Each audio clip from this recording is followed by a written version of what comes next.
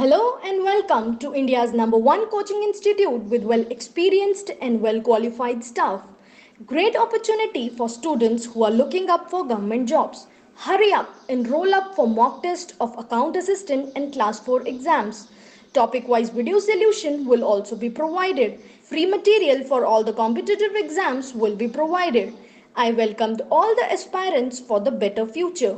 You can also follow us on Instagram, Facebook, and can subscribe our YouTube channel. Hello and welcome to aspire Adda. आप सभी बच्चों को मैं polity पढ़ा रहा हूं कॉम्पिटिटिव एग्जाम्स के लिए, और हमने ये पढ़ा हुआ है लेक्चर नंबर 1 में, वो आप देख लीजिए।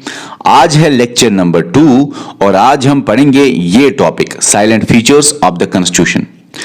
मैं आपको इसी पीडीएफ के हिसाब से पढ़ाता हूं, आप ही के सामने मैं ये पीडीएफ पढ़ता हूं। जहां भी मुझे एक्स्ट्रा और इंपॉर्टेंट पॉइंट्स लगेंगे वहां मैं आपको बता दूंगा। तो क्या बताते हैं ये पहला पॉइंट इनमें कि 42nd अमेंडमेंट एक्ट 1976 जो है उसको बोला जाता है मिनी कॉन्स्टिट्यूशन। क्यों बोला जाता है मिनी कॉन्स्टिट्यूशन? क्योंकि उसमें बहुत सारे और इंपॉर्टेंट चेंजेस लाए गए कॉन्स्टिट्यूशन में। इस अमेंडमेंट एक्ट से बहुत सारे चेंजेस आए कॉन्स्टिट्यूशन में। भाई अमेंडमेंट होता है चेंज लाना कॉन्स्टिट्यूशन को, कॉन्स्टिट्यूशन का अमेंडमेंट होता है चेंज लाना कॉन्स्टिट्यूशन को, और ये अमेंडमेंट एक्ट की वजह से बहुत सारे चेंजेस आए कॉन्स्टिट्यूशन में। इतने सारे इंपॉर्टेंट और लार्ज नंबर ऑफ चेंजेस आए कॉन्स्टिट्यूशन में कि ये अमेंडमेंट, ये चेंजेस इतना बड़ा बन गया कि खुद इसको बोला जाता है कि ये छोटा कॉन्स्टिट्यूशन बन के रह गया। तो इतने सारे चेंजेस कॉन्स्टिट्यूशन में लाए, तो जो ये चेंजेस कॉन्स्टिट्यूशन में आए ये खुद एक छोटा सा कॉन्स्टिट्यूशन बन के रहा। ठीक है, तो 42nd अमेंडमेंट एक्ट को इसीलिए बोलते हैं कि छोटा कॉन्स्टिट्यूशन। इससे बहुत सारे अमेंडमेंट्स हुए, इसके अंदर बहुत सारे, इस एक्ट से बहुत सारे चेंजेस आए कॉन्स्टिट्यूशन में। सेकंड पॉइंट क्या है? Socialist secular integrity. अच्छा देखो भाई, प्रीएम्बल है, प्रीएम्बल में अमेंडमेंट एक बार हुई है, अभी तक सिर्फ एक बार हुई है। और प्रीएम्बल में जो अमेंडमेंट हुई है किस अमेंडमेंट एक्ट से हुई याद रखना, 42nd कॉन्स्टिट्यूशनल अमेंडमेंट एक्ट 1976 से। अब अगर सवाल आए प्रीएम्बल में कितनी बार अमेंडमेंट हुई है, चेंज हुई है, एक बार अमेंडमेंट हुई है। अच्छा, अमेंडमेंट हुई है तो क्या ऐड हुआ है कि डिलीट हुआ है? तो आपको याद रखना है प्रीएम्बल में ऐड हुए हैं 3 वर्ड्स। कौन कौन सा? सोशलिस्ट सेक्युलर इंटेग्रिटी ऐड हुआ है, डिलीट नहीं हुआ है, कुछ ऐड हुआ है, प्रीएम्बल में ऐड हुआ है। एक ही बार अमेंडमेंट हुआ है तो प्रीएम्बल में एक ही बार अमेंडमेंट में 3 चीजें ऐड हुई है। किस अमेंडमेंट एक्ट से प्रीएम्बल में ये ऐड हुए? तो आपको याद रखना है 42nd कॉन्स्टिट्यूशनल अमेंडमेंट एक्ट 1976। अब सवाल पूछूं, बताइए प्रीएम्बल कितनी बार अमेंडमेंट हुआ? एक ही बार सर। अच्छा, अमेंडमेंट में डिलीट हुआ कुछ के ऐड हुआ? सर ऐड हुआ।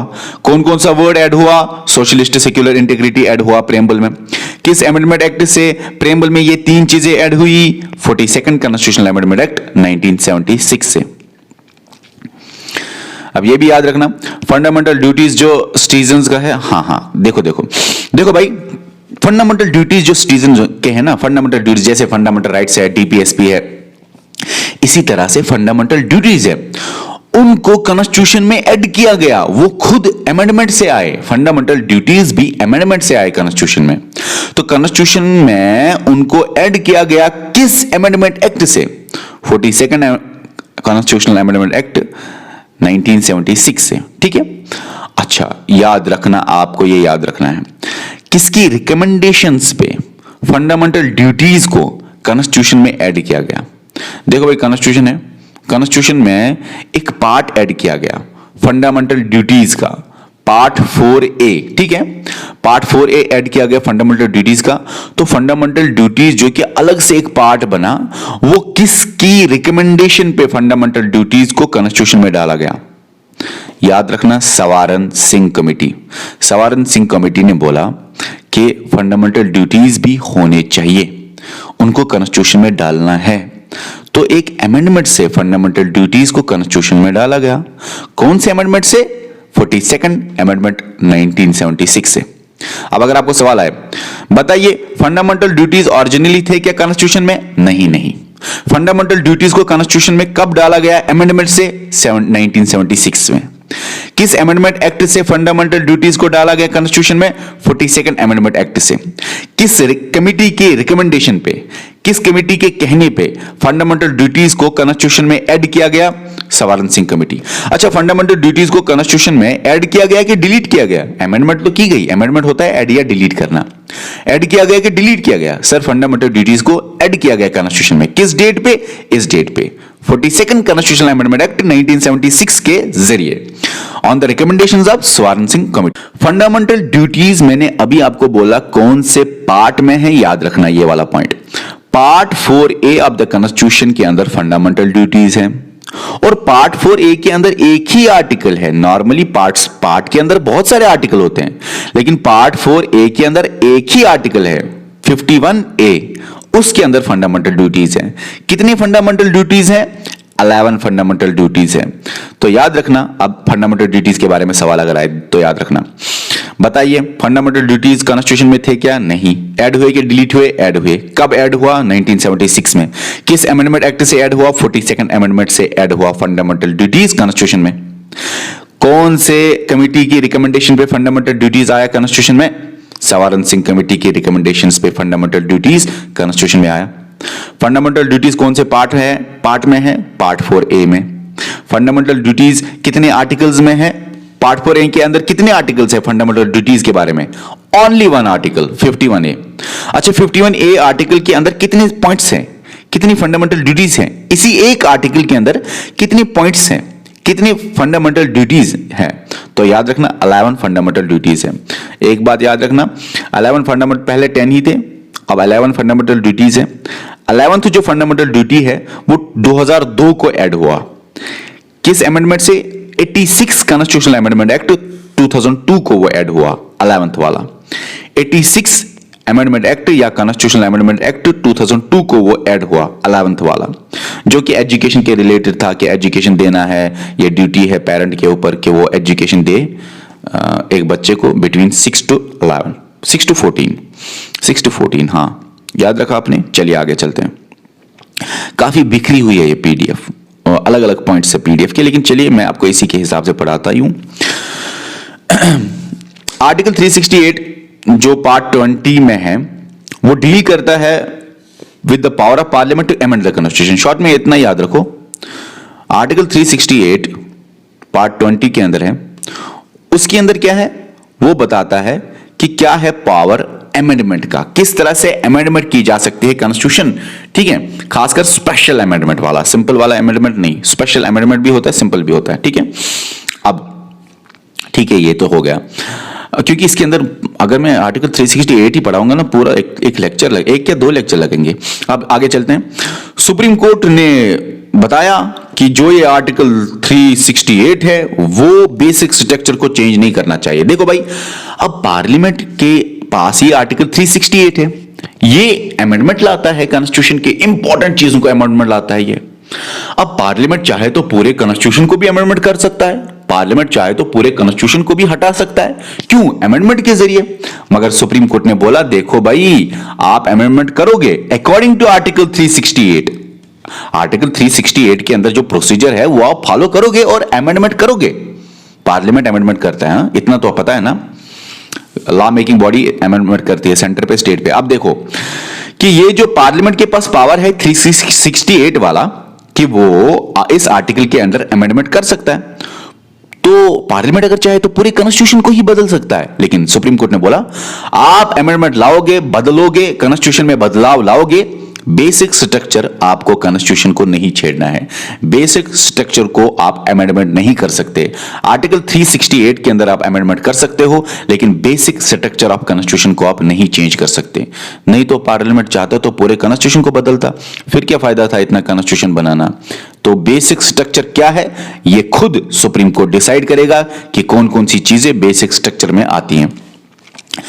एक ही कॉन्स्टिट्यूशन है सेंट्रल और स्टेट्स के लिए। देखो भाई, सेंट्रल और स्टेट्स के लिए एक ही कॉन्स्टिट्यूशन है, इससे पहले J&K के लिए अलग कॉन्स्टिट्यूशन था, लेकिन अब वो खत्म हुआ है, अब एक ही कॉन्स्टिट्यूशन है पूरे कंट्री के लिए। इसीलिए एक तो कॉन्स्टिट्यूशन बड़ा है ना, ये भी अगर कभी सवाल आए क्यों कॉन्स्टिट्यूशन बड़ा है, तो ये भी एक पॉइंट है, दो तीन पॉइंट्स है, लेकिन ये भी एक मेन पॉइंट है। क्या? कि एक ही कॉन्स्टिट्यूशन है पूरे कंट्री के लिए, सेंटर के लिए भी और स्टेट्स के लिए भी, इसलिए इसे बहुत सारी बातें रखनी है कॉन्स्टिट्यूशन में। तो इसीलिए ये कॉन्स्टिट्यूशन बड़ा है, बल्कि है। कभी अगर सवाल आए कॉन्स्टिट्यूशन क्यों बल्कि है, तो ये भी एक पॉइंट आप लिख लो कि हाँ एक ही कॉन्स्टिट्यूशन है सेंटर स्टेट के लिए, इसीलिए इंडिया का कॉन्स्टिट्यूशन बल्कि है। अब है इंडिया जो है उसमें पार्लियामेंट्री फॉर्म ऑफ गवर्नमेंट है। पार्लियामेंट्री फॉर्म ऑफ गवर्नमेंट का मतलब यह होता है कि एक कंट्री के अंदर जो लेजिस्लेचर है उसके अंदर एग्जीक्यूटिव भी है, मतलब उसी से निकल के एग्जीक्यूटिव आता है। फॉर एग्जाम्पल आपका लोकसभा है, राज्यसभा है, लेजिस्लेचर, इसी लेजिस्लेचर का हिस्सा ये एग्जीक्यूटिव होता है, और एग्जीक्यूटिव होता है रेस्पॉन्सिबल टू लेजिस्लेचर। एग्जीक्यूटिव को मेजॉरिटी लेनी है लेजिस्लेचर में, उसको मेजॉरिटी सपोर्ट होना चाहिए लेजिस्लेचर में, ठीक है, उसी को बोलते हैं parliamentary form of government. Parliamentary form of government ये भी एक पॉइंट है, आपको बहुत याद रखना है, बहुत इंपॉर्टेंट है यहां पे, कि इसमें दो हेड्स होते हैं, एक होता है रियल हेड, दूसरा होता है नॉमिनल हेड। रियल हेड कौन है? प्राइम मिनिस्टर सेंटर पे। नॉमिनल हेड कौन है सेंटर पे? प्रेसिडेंट। रियल हेड को बोलते हैं डिफेक्टिव हेड भी, नॉमिनल हेड को बोलते हैं डिजूर हेड भी। कौन है नॉमिनल हेड? प्रेसिडेंट। कौन है रियल हेड? Prime minister. तो ये जो जहां पे भी दो हेड्स है ना, वो भी दिखाता है कि गवर्नमेंट है पार्लियामेंट्री फॉर्म ऑफ गवर्नमेंट। लेकिन ऐसा नहीं याद रखना कि पार्लियामेंट्री फॉर्म ऑफ गवर्नमेंट में पार्लियामेंट ही होना चाहिए, ऐसे भी प्रेसिडेंशियल फॉर्म ऑफ गवर्नमेंट में भी पार्लियामेंट होता है, शॉर्ट में प्रेसिडेंशियल फॉर्म ऑफ गवर्नमेंट में भी लेजिस्लेचर होता है। ऐसा नहीं आप समझ ले कि पार्लियामेंट्री फॉर्म ऑफ गवर्नमेंट में पार्लियामेंट होता है ना। पार्लियामेंट्री फॉर्म ऑफ गवर्नमेंट वो फॉर्म ऑफ गवर्नमेंट है जिसमें लेजिस्लेचर और एग्जीक्यूटिव ज्वाइंट हो, लेजिस्लेचर और एग्जीक्यूटिव एक दूसरे के साथ काम करें, पूछताछ कर सकता है लेजिस्लेचर एग्जीक्यूटिव को। और देखो ना, आपका प्राइम मिनिस्टर वो क्या है? वो लेजिस्लेचर का हिस्सा भी है और एग्जीक्यूटिव का भी हिस्सा है। आपके काउंसिल ऑफ मिनिस्टर्स, वो मिनिस्टर्स आपके लेजिस्लेचर पार्लियामेंट में भी बैठते हैं और एग्जीक्यूटिव भी चलाते हैं। तो ये दोनों कंबाइंड होते हैं पार्लियामेंट्री फॉर्म ऑफ गवर्नमेंट में। और भी बहुत सारी बातें हैं, लेकिन हाँ ये भी एक पॉइंट है, ऐसा नहीं कि ये एक पॉइंट है पार्लियामेंट्री फॉर्म ऑफ गवर्नमेंट का एक खाली पॉइंट ना, और ये सही भी नहीं हो सकता कभी कभी। देखिए इंडिया जो है उसमें बाइकैमरल लेजिस्लेचर है, मतलब कि दो हाउसेस, लोकसभा और राज्यसभा। लेकिन ये पार्लियामेंट्री फॉर्म ऑफ गवर्नमेंट का वो नहीं है, पार्लियामेंट्री फॉर्म ऑफ गवर्नमेंट का ये एक पॉइंट है। लेकिन ऐसे भी कंट्रीज है कुछ जहां पे पार्लियामेंट्री फॉर्म ऑफ गवर्नमेंट है लेकिन यूनिकैमरल लेजिस्लेचर है, ठीक है। तो इस पॉइंट को आप इस पॉइंट से मत जोड़िए, इस पॉइंट को आप इस पॉइंट से मत जोड़िए। हाँ, मेजॉरिटी ऑफ बाइकैमरल लेजिस्लेचर जो है कंट्री के, जितनी भी कंट्रीज में बाइकैमरल लेजिस्लेचर है, मतलब लोकसभा राज्यसभा या टू हाउसेस वाले लेजिस्लेचर जो हैं, मेजॉरिटी में पार्लियामेंट्री फॉर्म ऑफ गवर्नमेंट है, लेकिन हर जगह नहीं। तो इस पॉइंट को आप अलग ही रख लीजिए। सुप्रीम कोर्ट जो है वो एक फेडरल कोर्ट है, ठीक है। अच्छा, सुप्रीम कोर्ट जो है वो एक फेडरल कोर्ट है, हाईएस्ट कोर्ट ऑफ अपील है, गारंटर है फंडामेंटल राइट्स का, गारंटर गार्डियन है कॉन्स्टिट्यूशन का। तो सवाल अगर आए सुप्रीम कोर्ट जो फेडरल कोर्ट है वो हाईएस्ट कोर्ट ऑफ अपील है, तो वो गारंटर किसका है? फंडामेंटल राइट्स का। किसका गार्डियन है? कॉन्स्टिट्यूशन का गार्डियन है। चलिए भाई, ये तो आपको पता ही होगा, बहुत आसान है। पार्ट 3 ऑफ द कॉन्स्टिट्यूशन जो है उसमें 6 फंडामेंटल राइट्स हैं, पहले 7 थे, अब 6 हैं। एक डिलीट हुआ है, राइट टू प्रॉपर्टी डिलीट हुआ है। आपके सामने ये फंडामेंटल राइट्स की कैटेगरीज है। 6 फंडामेंटल राइट्स नहीं, एक्चुअली बुक्स में होता है 6 फंडामेंटल राइट्स, लेकिन ये 6 फंडामेंटल राइट्स की कैटेगरीज है। फंडामेंटल राइट्स तो बहुत सारे हैं, आर्टिकल 12 से लेके आर्टिकल 35 तक फंडामेंटल राइट्स हैं, लेकिन ये 6 फंडामेंटल राइट्स की कैटेगरीज हैं, ठीक है। आर्टिकल 12, 13 वो इस कैटेगरी के अंदर नहीं आता है। आर्टिकल 32 यहां तक है, 33, 34, 35 वो इन कैटेगरीज के अंदर नहीं आते हैं। क्यों? क्योंकि वो खुद फंडामेंटल राइट्स नहीं है, फंडामेंटल राइट्स के बारे में बात करते हैं। आई होप आपको समझ में आ गया होगा, क्योंकि ये बुक जो है ऊपर ऊपर पॉइंट्स दिए गए हैं। तो अगर सिर्फ फंडामेंटल राइट्स ही पढ़ें, आई थिंक कि आपके 10 दिन लग सकते हैं, 10-12 दिन लग सकते हैं, अगर अच्छी तरह पढ़े ना। फंडामेंटल राइट्स जो हैं वो सस्पेंड हो सकते हैं ड्यूरिंग नेशनल इमरजेंसी। हाँ भाई, एक्सेप्ट आर्टिकल 20 और आर्टिकल 21 में जो है उसके बगैर। हाँ भाई, वे वोटिंग एज जो है वो रिड्यूस टू 18 की गई फ्रॉम 21। कब? 1989 में। तो बताइए 1989 में क्या हुआ, किस अमेंडमेंट से हुआ? ये 61 कॉन्स्टिट्यूशनल अमेंडमेंट एक्ट 1988 में। इस अमेंडमेंट से क्या हुआ 1988-89 में क्या हुआ कि वोटिंग एज कम की गई 21 साल से 18 इयर्स, ठीक है, 21 ईयर्स से लेके 18 इयर्स वोटिंग एज कम की गई। ओके, इंडियन कॉन्स्टिट्यूशन जो है वो फेडरल है, और उसमें फेडरल का मतलब होता है सेंट्रल गवर्नमेंट होना और स्टेट गवर्नमेंट होना। फेडरल का मतलब है पावर डिवाइड होना between central government and state government. तो ये ड्यूअल पॉलिसी बताता है, सेंटर और स्टेट्स की पावर्स बताता है फेडरल। तो कॉन्स्टिट्यूशन हमारा क्या है? फेडरल, ठीक है, जो कि सेंटर और स्टेट्स के बारे में अलग अलग पावर्स बताता है।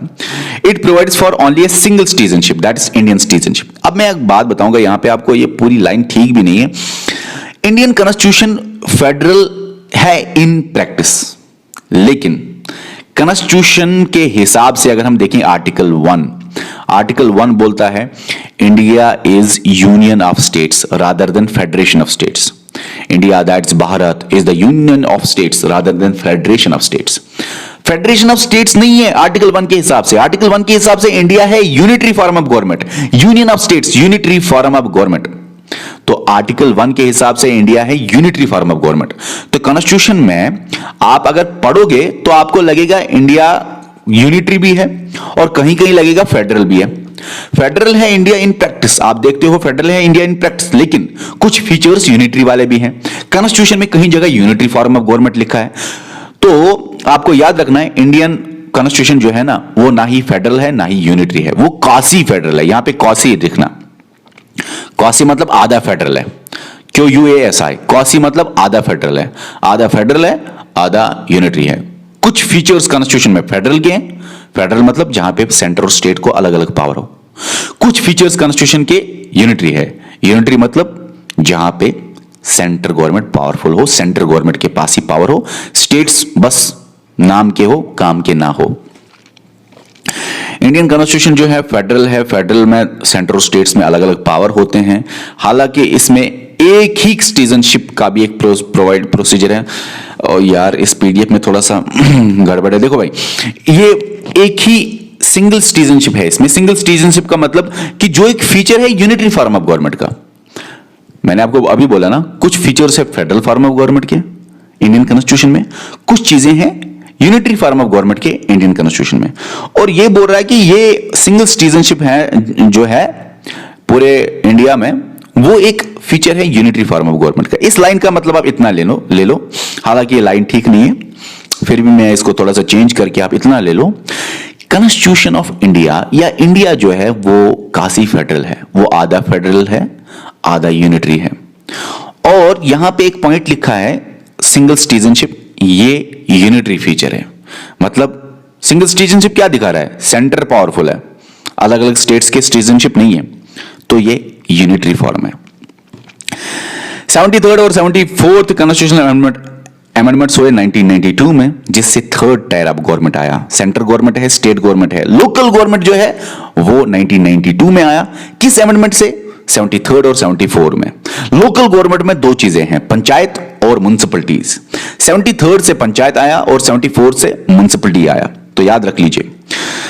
73rd अमेंडमेंट 1992 से कॉन्स्टिट्यूशन में क्या आया? पंचायत आया, पंचायत ऐड हुआ, रूरल लोकल गवर्नमेंट जिसको बोलते हैं। 73rd अमेंडमेंट से पंचायत तो आया कॉन्स्टिट्यूशन में, कहां पे आया कॉन्स्टिट्यूशन में? तो याद रखना कॉन्स्टिट्यूशन के नए पार्ट में आया, एक नया पार्ट ऐड हुआ पंचायत के लिए, पार्ट 9, और एक नया शेड्यूल ऐड हुआ पंचायत के लिए, schedule 11।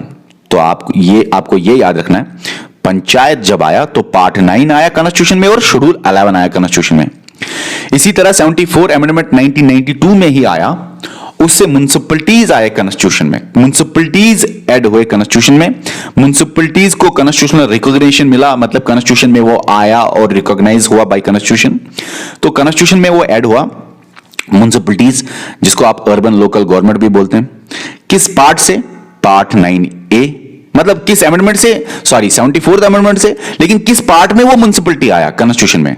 Part 9A new add हुआ, उसमें म्युनिसिपलिटी के बारे में है। और कौन से शेड्यूल में है म्युनिसिपलिटी के बारे में? शेड्यूल 12 म्युनिसिपलिटी के बारे में। 74th अमेंडमेंट ने पार्ट 9A और 12 लाया, जो दोनों म्युनिसिपलिटी के बारे में बात करते हैं। कॉन्स्टिट्यूशन जो है उसमें पार्लियामेंट्री फॉर्म ऑफ गवर्नमेंट है। हाँ भाई, पार्लियामेंट्री फॉर्म ऑफ गवर्नमेंट मैंने आपको बता दिया। सेंटर, ये executive responsible to the legislature, दो हेड्स होते हैं, नॉमिनल हेड होता है, रियल हेड होता है, और भी बहुत सारे पॉइंट्स हैं। आर्टिकल 74 और 75 parliamentary form of government centre का बताता है, और आर्टिकल 163 और 64 में स्टेट्स का पार्लियामेंट्री फॉर्म बताता है, क्योंकि स्टेट्स में भी पार्लियामेंट्री फॉर्म ऑफ गवर्नमेंट है। स्टेट्स में भी रियल हेड है और नॉमिनल हेड है। स्टेट्स में भी सीएम है और नॉमिनल हेड प्रेसिडेंट है ना। ओके, उसके बाद है 1947 में इंडियन सिविल सर्विस को रिप्लेस, वो इतना इंपॉर्टेंट पॉइंट नहीं है लेकिन याद रख लीजिए, पहले इंडियन सिविल सर्विस होता है। 1947 में क्या हुआ, इसको रिप्लेस किया गया बाय आईएएस, और आईपी था उसको भी रिप्लेस किया गया बाय आईपीएस। आजकल आईपीएस होता है और आईएएस होता है। 1947 से पहले आईसीएस होता था और आईपी होता था, ठीक है। एंड बाय रिकॉग्नाइज्ड, इनको रिकॉग्नाइज किसने किया, आईएएस और आईपीएस को, by the constitution as all India services, ठीक है। कॉन्स्टिट्यूशन ने इसको रिप्रेजेंट किया, मतलब रिकॉग्नाइज किया by as all India services. इस बात को जानो, ऑल इंडिया सर्विसेज की अगर हम बात करें तो ये, हाँ यहां पे लिखा हो, ना कहीं पे लिखा हुआ है क्या, हाँ राज्यसभा के बारे में लिखा है ना, हाँ वेरी गुड। तो इन पॉइंट्स को मैं जोड़ूंगा। देखो, ऑल इंडिया सर्विसेज की अगर बात करें तो ऑल इंडिया सर्विसेज कंट्री में लाना किसका काम होता है, पार्लियामेंट का, ठीक है। लेकिन पार्लियामेंट के अंदर भी याद रखना राज्यसभा का काम होता है knew all India services create करना। फॉर एग्जाम्पल, कल आईएएस के जैसा एबीसी कुछ आता है, बोला जाता है कंट्री में एबीसी एग्जाम होगा आईएएस के जैसा, तो ये knew all India services create किया गया। ये ऑल इंडिया सर्विसेज क्रिएट करने का ताकत किसके पास है, तो याद रखना राज्यसभा के पास है। बहुत बार बोलते हैं ना सिर्फ लोकसभा को पावर है, राज्यसभा को कोई पावर नहीं है। तो यहां पे एक पॉइंट है, आर्टिकल 312 जो कॉन्स्टिट्यूशन का है वो पार्लियामेंट को बताता है ऑल इंडिया सर्विसेज क्रिएट करो on the basis of Rajya Sabha resolution. तो रेजोल्यूशन के बेसिस पे, रेजोल्यूशन ये राज्यसभा के कहने पे, राज्यसभा रेजोल्यूशन के बेसिस पे, राज्यसभा के कहने पे पार्लियामेंट नया ऑल इंडिया सर्विस क्रिएट कर सकता है। देखो, राज्यसभा के बहुत सारे पावर है, ऐसा नहीं कि कभी कभी बच्चे बोलते हैं मुझे सर लोकसभा के ही पावर है, राज्यसभा के पावर नहीं है। राज्यसभा के बहुत सारे पावर है, जैसे कि state list, for example state list पे काम कौन करता है, स्टेट लिस्ट के होते हैं, स्टेट लिस्ट में लिस्ट बना होता है, एक पावर होते हैं जिसके ऊपर स्टेट काम करता है। लेकिन स्टेट लिस्ट में कोई पॉइंट देना as national importance, state list का कोई पॉइंट ए है, इसको राज्यसभा ही बोल सकता है कि ये पॉइंट ए है नेशनल इंपॉर्टेंस का, अब स्टेट को छोड़ो, पार्लियामेंट इसके ऊपर काम करेगा। तो स्टेट लिस्ट के पावर के ऊपर पार्लियामेंट का काम करना, ये राज्यसभा के रेजोल्यूशन के बाद ही होता है, उसी के बेसिस पे होता है। इसी तरह ऑल इंडिया सर्विसेज को क्रिएट करना, वो भी राज्यसभा। अच्छा, अगर रिमूव करना हो वाइस प्रेसिडेंट के रिमूवल का इनिशिएशन, इंट्रोडक्शन उस बिल का, वो राज्यसभा के अंदर ही होता है। और राज्यसभा ये सब करता है 1/3 मेजॉरिटी से, प्रेजेंट एंड वोटिंग। अगर समझ नहीं आया कोई बात नहीं, काफी मैं ज्यादा चीजें बोल रहा हूं शायद, जल्दी क्योंकि ये अलग अलग पॉइंट्स में बुक है ना। अगर इसमें एक ही पॉइंट हो ना, मुझे अगर पढ़ाना हो तो मैं इस राज्यसभा के पावर्स को एक दिन में पढ़ाऊंगा। तो इसमें अलग अलग पॉइंट्स हैं, पॉइंट वाइज है इंफॉर्मेशन, और अच्छे पॉइंट्स हैं। आपको एग्जाम मतलब सवाल आ सकता है यहां से, तो सारी चीजें बताना नॉट पॉसिबल फॉर मी। और ऐसे में मेरी एक्सपीरियंस नहीं है ऐसे पढ़ाने की, मैं एक पॉइंट को लेता हूं तो काफी डिटेल में पढ़ाता हूं। अब देख लीजिए कि ये मैं आपको बता रहा हूं कि 1947 में ये सर्विसेज रिप्लेस हुए, ऑल इंडिया सर्विसेज बने, और इसी तरह 1966 में आईएफएस भी ऐड हुआ, third all India service, Indian forest service. कौन करता है ये एडवर्ड, पार्लियामेंट करेगा ये क्रिएट, मगर किसके बेसिस पे, राज्यसभा रेजोल्यूशन के बेसिस पे, अकॉर्डिंग टू आर्टिकल 312। और लास्ट पॉइंट है आर्टिकल 280 जो है वो प्रोवाइड करता है फाइनेंस कमीशन, एक कॉन्स्टिट्यूशनल बॉडी होगी, it is constituted by the president finance commission को बनाता है एवरी 5 ईयर, और उससे पहले भी। अब एक बात जान लो, फाइनेंस कमीशन आर्टिकल 280 के अंदर है। ये फाइनेंस कमीशन क्या है, देखो भाई, फाइनेंस कमीशन बनाया जाता है, इसको बनाता है प्रेसिडेंट 5-5 साल में या उससे पहले भी। फाइनेंस कमीशन को बनाया जाता है कि ये डिफाइन करे फाइनेंशियल रिलेशंस, ये बताए क्या फाइनेंशियल रिलेशंस होंगे between centre and states, centre और स्टेट के दरमियान कौन कौन से फाइनेंशियल रिलेशन होंगे, कितना पैसा जाएगा स्टेट को, और अलग अलग स्टेट्स को कितना कितना पैसा जाएगा, ये सारा फाइनेंस कमीशन बोलता है। फाइनेंस कमीशन आजकल कौन सा चल रहा है? 15th फाइनेंस कमीशन चल रहा है। 2020 में 15th फाइनेंस कमीशन बना और 5 साल के लिए होता है 25 तक, 20 से 25 तक 15th फाइनेंस कमीशन चल रहा है, जिसका चेयरमैन है NK सिंह। तो ठीक है ना, फाइनेंस कमीशन भी हो गया। तो ओके, ये था आज का टॉपिक। बाय। जितनी भी सोशल मीडिया साइट्स हैं, यानी कि फेसबुक हो, इंस्टाग्राम हो, टेलीग्राम हो, व्हाट्सएप हो, ट्विटर हो, इन सारी सोशल मीडिया साइट में एस्पायर अड्डा चैनल मिलेगा। तो इसके अलावा आप यूट्यूब पे हमें फॉलो कीजिए। हमारे जो टेलीग्राम और व्हाट्सएप के ग्रुप है, वहां पे लाइव टेस्ट चलता है। आप टेस्ट को एनरोल करने के लिए आप हमारे व्हाट्सएप ग्रुप में आ जाइए, नंबर हमारे आपके पास है। और अगर आप घर बैठ के कंप्लीट कोर्स की क्लासेस एंजॉय करना चाहते हैं, हमारी एंड्रॉइड ऐप जो कि बहुत जल्द लॉन्च होने वाली है, उसके अलावा हमारी जो वेबसाइट है, आप उस पे हमारे ऑनलाइन पोर्टल पे भी सारी वीडियोस और सारे PDF नोट्स एक्सेस कर सकते हैं। ये नोट हमने खुद अपने हाथों से लिखे हैं, कोई भी टाइप नोट नहीं है, बेहतरीन नोट्स हैं। Thank you, God bless you.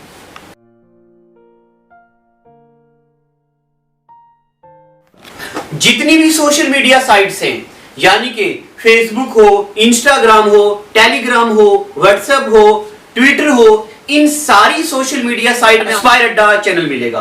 तो इसके अलावा आप यूट्यूब पे हमें फॉलो कीजिए। हमारे जो टेलीग्राम और व्हाट्सएप के ग्रुप है, वहां पे लाइव टेस्ट चलता है। आप टेस्ट को एनरोल करने के लिए आप हमारे व्हाट्सएप ग्रुप में आ जाइए, नंबर हमारे आपके पास है। और अगर आप घर बैठ के कंप्लीट कोर्स की क्लासेस एंजॉय करना चाहते हैं, हमारी एंड्रॉइड ऐप जो कि बहुत जल्द लॉन्च होने वाली है, उसके अलावा हमारी जो वेबसाइट है, आप उस पे हमारे ऑनलाइन पोर्टल पे भी सारी वीडियोस और सारे PDF नोट्स एक्सेस कर सकते हैं। ये नोट हमने खुद अपने हाथों से लिखे हैं, कोई भी टाइप नोट नहीं है, बेहतरीन नोट्स हैं। Thank you, God bless you.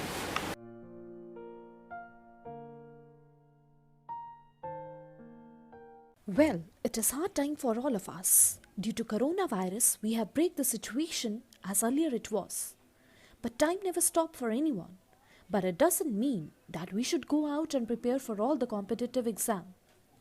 We can utilize this time by doing self-study and taking help of Aspire Ada YouTube channel.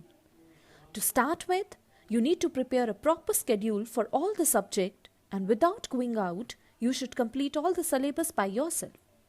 And when the critical situation will end, here you are. Hooray! You are ready for all the competitive exam.